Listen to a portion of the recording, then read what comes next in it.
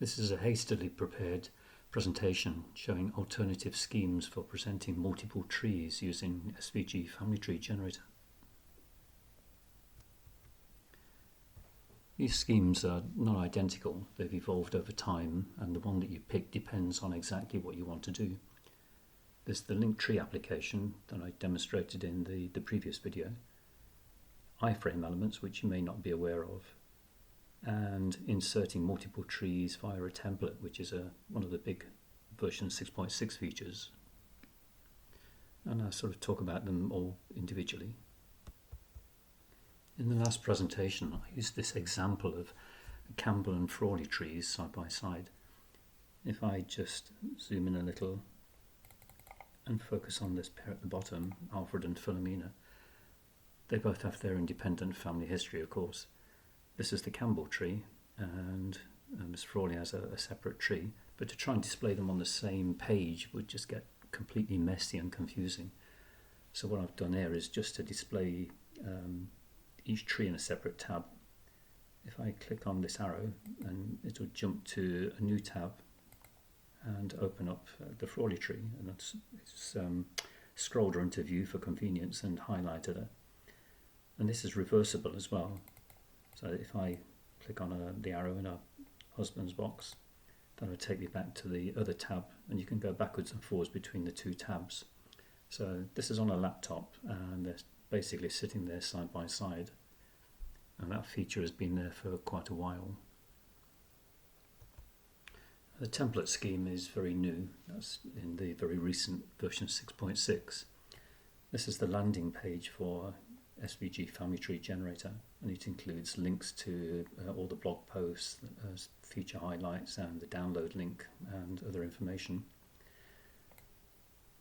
The bulk of the text in this page sits in a template file, and I can use SVG family tree generator to insert a tree. This is a functional tree that sits inside the page.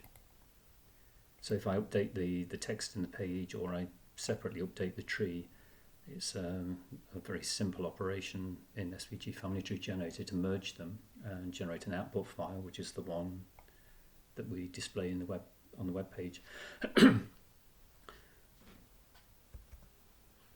Now, interestingly, the output file also contains the same markers, so you can use the output file as a further template to merge in more trees. And to find an example of that, then you need to scroll to the top and select Timeline Reports. Well, this example's been there for a while, and until version 6.6, any updates to it had to be done manually. A recent update was to use these new pan zoom controls rather than the older ones that were written by somebody else. So both of these trees are ordinary SVG family tree generated trees, and the rest of the text for this page sits in a template file. And one of the advantages of doing it this way is that an application such as the timeline application, you can see the buttons there at the bottom, will work across all the trees because they're in the same page. So let me just do a quick demo. I'll select all of the boxes and ask for a timeline report. That's actually looked at all the vital events, sorted them in date order, and presented them as simple text. Now, I think there's a feature where I can actually go back and look at the specific information for one of those vital events. Let me just dismiss that and clear all the highlights. So both of these trees can be updated independently and then merged into the template one at a time. And the third and last scheme involves iframes, which is an HTML element that you may not have come across. What you see on the page there is an ordinary tree, but this box is what's called an iframe. Now, to all intents and purposes, this tree file thinks that is the extent of its browser, so it's behaving like a mini website. It's a perfectly functional tree, but it's embedded in an outer web page. Interestingly, there are tools there that allow the outer page to talk to the embedded page, and in this case it's inquired what the tree is called, what its instance ID is, and whether it's using the old pan zoom or the new pan zoom. which is very arbitrary information. It was just for the purposes of example, and a proper application could ask all sorts of information about the tree. What I've done here, and I'm not aware of anyone else having done this, is made this into a pageable album. So clicking on the arrow there is taking me to an entirely different tree, and that's got its own information, biographical information. There's a find person in there, which I can select a person, and if I go back, the other page is still there. So these are dynamic trees.